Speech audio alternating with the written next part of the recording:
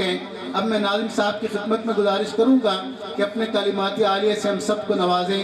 جناب قاری سعید بن شہید صاحب، ان کے آمد سے قبل زوردار نعرہ، نعرہ تکبیر، تاجدار ختم نبوت، شان رسالت، شان صحابہ، قاری سعید بن شہید صاحب۔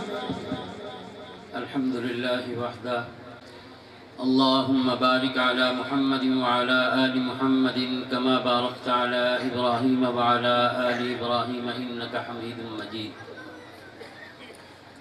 بزرگان ملت، برادران عزیز،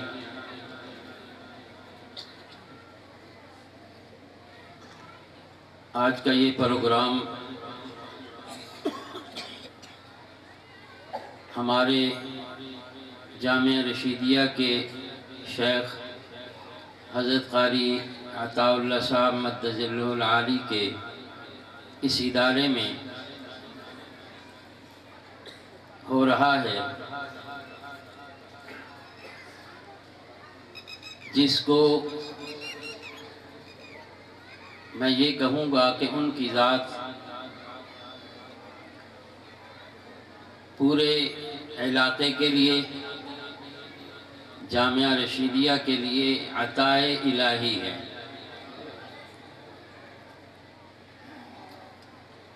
اور اس میں کوئی شک نہیں، اللہ تعالیٰ نے ان کے دل میں جب یہ جذبہ پیدا کیا کہ یہ جگہ مدرسے کے لیے وقف کریں،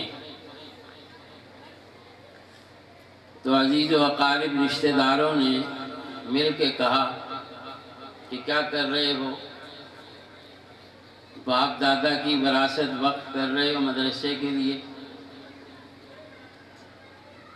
تو حضرت قاری صاحب سنتے رہے،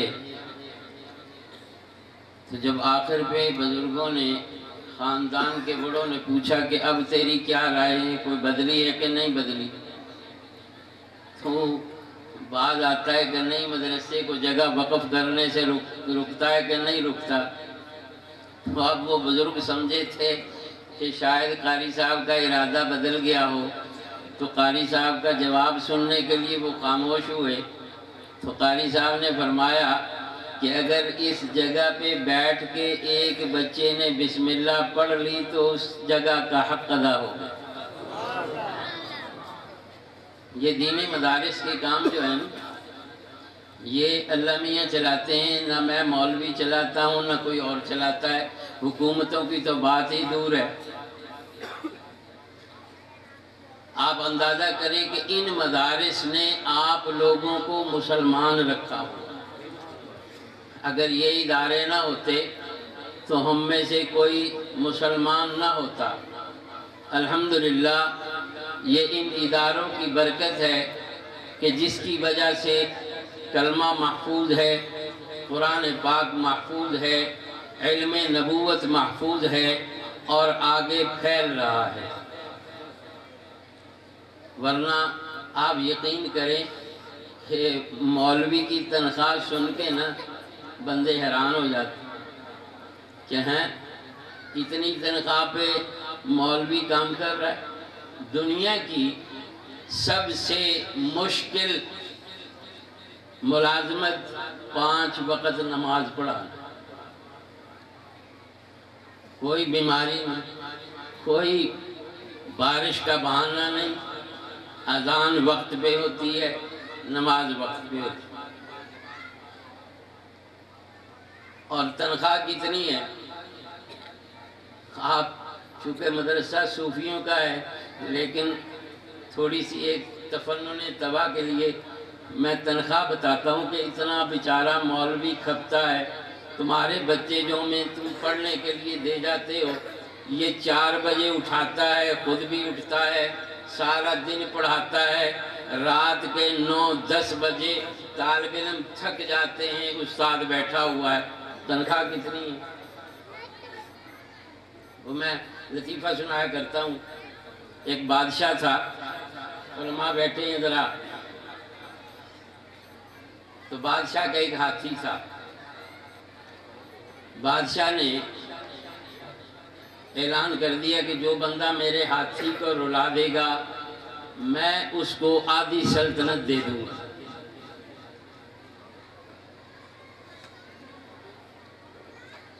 بڑے بڑے لوگ آئے، ہاتھی نہ رویا۔ 10 چکھے مولوی صاحب گئے، ہاتھی کے کان میں کچھ کہا، ہاتھی کی آنکھیں بھر آئیں، رونے لگ گیا۔ بادشاہ نے کہا مولوی صاحب سب نے رلایا نہیں رویا، تو نے اس کے کان میں کیا کہا جو یہ ہاتھی رونے لگ گیا؟ اس نے کہا میں نے اس کو صرف اتنا کہا کہ میری تنخواہ اتنی ہے۔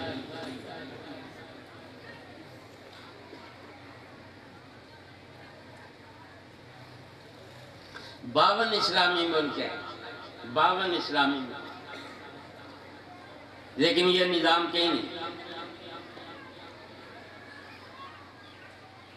وہ لطیفے کے طور پر تو نہیں، ایک واقعہ میرے ساتھ ہوا۔ نورپور میں ایک پروگرام تھا، وہاں ایک بہت بڑے افسر ہمارے مدارس کی جب دستار بندی ہوتی ہے طلباء کی، تو کئی دفعہ کچھ مدارس والے ان کے ساتھ تعلق والے ہوتے ہیں تو افسر بھی آ جاتے ہیں۔ وہ بہت بڑا افسر تھا، مجھے کہنے لگا جی یہ جو بچے پڑھ جاتے ہیں مولوی بن جاتے ہیں، یہ کھاتے کہاں سے؟ یہ ان کو بڑی تکلیف ہوتی ہے، کہاں سے کھاتا مولوی؟ افسر تھا، افسر سے بھائی ڈر بھی لگتا ہے۔ میں نے کہا کہ جان کی امان پاؤں تو کچھ عرض کروں۔ تو پرانے بادشاہوں سے جب مخاطب ہوا کرتے تھے نا، تو پہلے جان کی امان کہنے لگے جی بلا تکلف بات کریں۔ میں نے کہا ایک مسئلہ رزق کا جو معاملہ ہے اللہ تعالیٰ نے اپنے ذمہ لیا، اور میں نے قرآن پاک کی آیت پڑھی وَمَا مِن دَابَّةٍ فِي الْأَرْضِ إِلَّا عَلَى اللَّهِ رِزْقُهَا وَيَعْلَمُ مُسْتَقَرَّهَا وَمُسْتَوْدَعَهَا كُلٌّ فِي كِتَابٍ مُبِينٍ۔ افسر دی بلا جانے کی ہے، جن کا کلمہ درست نہیں ہوتا ان کو وَمَا مِن دَابَّةٍ کا ترجمہ۔ میں نے اس کو عرض کیا، میں نے کہا کہ سر بات یہ ہے اللہ نے اس آیت میں ہر انسان سے رزق کا وعدہ کیا ہوا کہ اللہ نے اسے رزق دینا۔ تو جس طرح آپ کو رزق مل رہا ہے ہمیں بھی اللہ دے رہا ہے۔ کہتا نہیں جی اور سورسز دسو،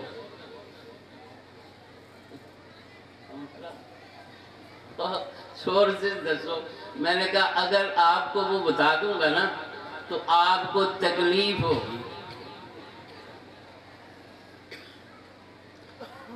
یہ باتیں غور سے سننے والی ہیں، اگرچہ میں مزاح میں کر رہا ہوں۔ تو کہا نہیں جی میں برا نہیں مناتا، آپ بتائیں۔ میں نے کہا اللہ تعالیٰ نے رزق دینے کے مختلف ذرائع بنائے، مختلف ذرائع سے اللہ رزق دیتے ہیں۔ ایک آدمی زمین والا ہے، اسے اللہ نے زمین دی ہے کہ ہل چلا، کھیتی کر، بیج بو، پانی لگا، فصل پیدا ہوگی، اللہ پیدا کرے گا تو کھائے گا۔ ایک تو یہ ذریعہ۔ ایک ذریعہ یہ ہے کہ اللہ نے کسی کو دکان دی ہوئی ہے، کسی کو تجارت دی ہوئی ہے، کسی کو ملازمت دی ہوئی ہے، تو اسی طرح مولوی کو بھی اللہ میں دے دیتے ہیں۔ کہتا نہیں سورسز بتاؤ۔ میں نے کہا اچھا پھر سن، تو کہاں سے کھاتا ہے؟ کہتا ہے میری تو تنخواہ ہے۔ میں نے کہا کتنی ہے؟ کہتا ہے 1,00,000 سے اوپر ہے۔ लाख से ऊपर है, अफसर था ना, लाख से ऊपर है। मैंने कहा कहाँ से आती है? तो गवर्नमेंट देती है। मैंने कहा गवर्नमेंट कहाँ से लेती है? चुप। मैंने कहा मैं बताता हूँ, गवर्नमेंट के टैक्स से तेरी तनख्वाह आती है। ऐसे ही है ना, ये जितने भी गवर्नमेंट मुलाजमीन बैठे हुए हैं, ये महसूस ना फरमाना, ये एक मैंने बात की है। अब मैंने कहा तेरे सोर्सेज ये हैं कि गवर्नमेंट टैक्स लेती है और टैक्स जबरन लेती है। ऐसे आइए नहीं, हम में से कौन ईमानदार है जो गवर्नमेंट को खुशी से टैक्स देता हो? ये बड़े बड़े कारखानों वाले, बड़े बड़े ताजर। फिर मैंने कहा कि टैक्सों में मुख्तलिफ टैक्स हैं। शराब का टैक्स भी है, हलाल है। सनमे का टैक्स भी है ना, और रंडी का टैक्स भी है। तो तू खाता है, तू खाता है। तेरा रिज़्क वहां से लगा। और हमारे सोर्सेज इन्नमस्सदक़ातु लिलफ़ुक़राइ वल मसाकीन वल आमिलीन अलैहा वल मुअल्लफ़ति क़ुलूबुहुम व फ़िर रिक़ाब वल गारिमीन व फ़ी सबीलिल्लाहि व इब्निस सबील। अल्लाह ने हमारा रिज़्क इस ज़िमींदार की गंदम में रख दिया है कि उश्र दे मौलवी, पाकीज़ा रिज़्क, सदक़ात, चरमाए कुर्बानी, और ये उशर, ये ज़कात, ये सदक़ात। आप बताएं, आप हम मुल्ला लोगों को खुशी से देते हैं या मौलवी जबर से देता है? मौलवी का रिज़्क हलाल होने के दो चीज़ें, एक तुम्हारी दिली खुशी, मौलवी को ज़कात भी देते हैं, दुआ भी देते हैं, और गवर्नमेंट को टैक्स भी देते हो, गालियाँ भी बकते। बहरहाल कुरान पाक की मजलिस है, कुरान पाक के हिफ्ज़ का, दस्तारबंदी का सिलसिला। कुरान पाक के 5 हक़ हैं हमारे ऊपर। पहला हक़ क्या है? ईमान, कुरान पाक पर ईमान लाना कि ये वही अल्लाह की किताब है जो रसूलुल्लाह सल्लल्लाहु अलैहि वसल्लम के क़ल्ब अतहर पर नाज़िल हुई और हम तक पहुंची। इसके 2 ज़राए हैं, एक तो सीना बसीना चली। पुराने वक्तों में क्या होता था, जब ना ताज कंपनी थी ना कोई और कंपनी थी, कुरान सीना बसीना, छोटे छोटे बच्चे मस्तूरात रसूलुल्लाह सल्लल्लाहु अलैहि वसल्लम के पीछे नमाज पढ़ती, बड़ी बड़ी लंबी लंबी सूरतें याद हो जाती। हज़रत उमर पहली रकात फजर पढ़ाते हैं, सूरह बकरा पढ़ते हैं, दूसरी पढ़ाते हैं आली इमरान पढ़ते हैं। या हमारा हाफिज सवा पारा पढ़ता है तो पीछे से नमाजी जो है वो बद्दुआएं दे रहे होते हैं सवा पारे। गांव में पुराने वक्तों में तनूर हुआ करते थे, जहाँ रोटियां लगाती थी, मस्तूरात इकट्ठी होती थी, गप्पे भी हाँकती थी, उसकी भी चुगली, उसकी भी चुगली, उसकी भी गीबत होती थी। लेकिन जो पुराना वक्त था ना, बहुत नेक वक्त था। वो वाक़या सुनाता हूँ, हमारी बहनें इधर बैठी हुई हैं उनके सुनने के लिए। तनूर पे रोटियां लगवाने के लिए मस्तूरात जमा हुई, तो एक माई बैठी हुई थी, तो वो तनूर पे जो रोटियां माई साहिबा लगा रही थी वो दूसरों की लगा रही थी, वो बैठी हुई। वो सबसे एंड पे उसकी बारी आई, तो जब उसकी रोटियां लगाने लगी तो उससे माजरत की कि बहन आपको देर हो गई, میں نے بہت دیر کر دی، آپ کو مجھے معاف کر دینا۔ تو وہ مائی صاحبہ کہنے لگی بہن کوئی بات نہیں، مجھے جتنی دیر تو نے یہاں بٹھایا میں نے یہاں بیٹھ کے 5 پارے منزل پڑھ لی۔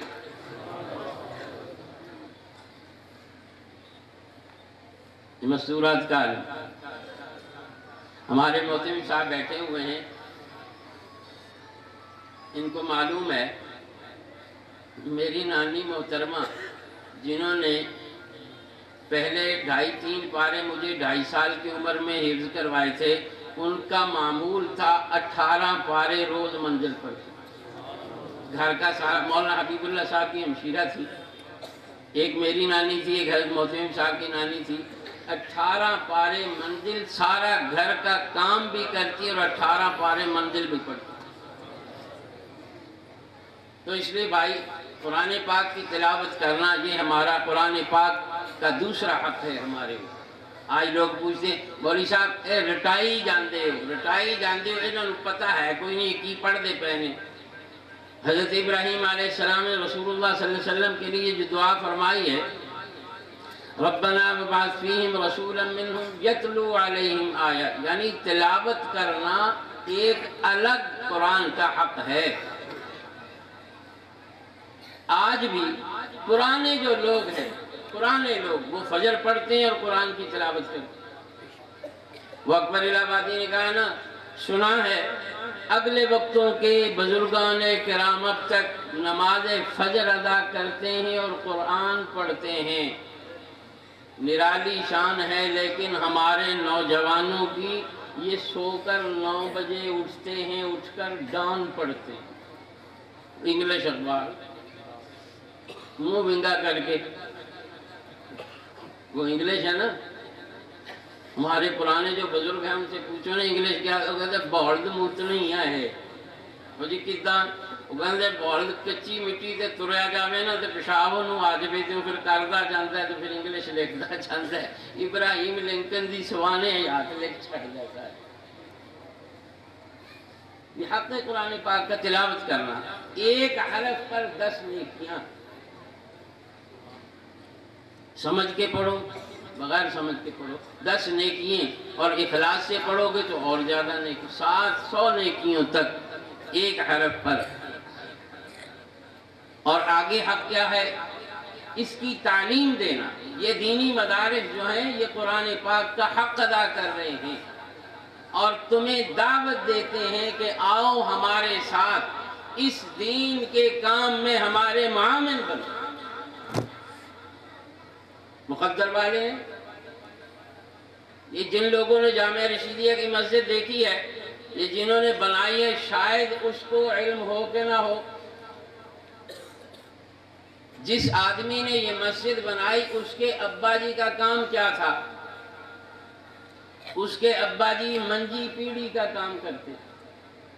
حاجی فاروق صاحب کے والد جو تھے وان بازار میں منجی پیڑھی وان بیچا کرتے تھے، اور جامعہ کی جو مسجد تھی وہ کئی فٹ گہری ہو گئی تھی، زمین سے بارش ہوتی تو گندا پانی مسجد میں آتا، نمازیں ہم اوپر ادا کیا کرتے چھت پہ۔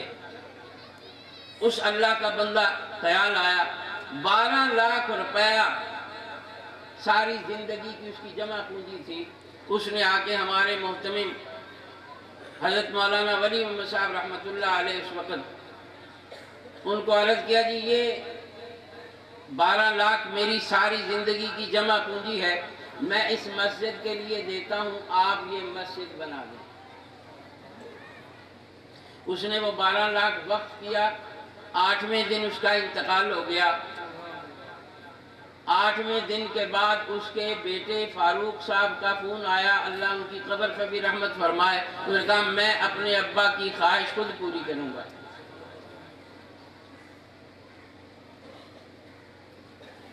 اس نے 2.5 کروڑ لگایا۔ جنہوں نے جامعہ کی مسجد دیکھی ہے، یہاں تک تو تعمیری کام، اب قبولیت کی بات دیکھیں۔ محتمم صاحب کو یاد ہوگا حضرت قاری عبدالغنی صاحب رحمۃ اللہ علیہ، جہاں مفتی عبدالرحمن صاحب جمعہ اور نمازیں پڑھاتے ہیں، ان سے پہلے وہ خطیب تھے، وہاں کے بزرگوں میں تھے۔ انہوں نے ہمیں بلایا کیونکہ جامعہ کی مسجد کے افتتاح کے حوالے سے کچھ مسائل پیدا ہو گئے تھے، تو انہوں نے ہمیں بلایا اور مرزا فاروق صاحب بھی وہاں بیٹھے ہوئے تھے۔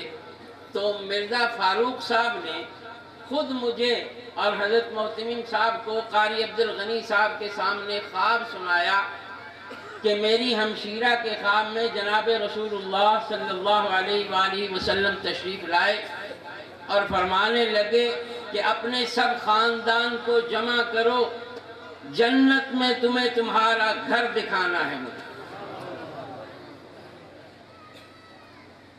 تو مرزا صاحب فرمانے لگے، میری ہمشیرہ نے فرمایا سارے خاندان والوں کو جمع کر کے جامعہ رشیدیہ کی اس مسجد کے صحن میں رسول اللہ صلی اللہ علیہ وسلم نے ہمیں لا کے کھڑا کیا اور فرمایا جنت میں یہ تمہارا گھر ہے۔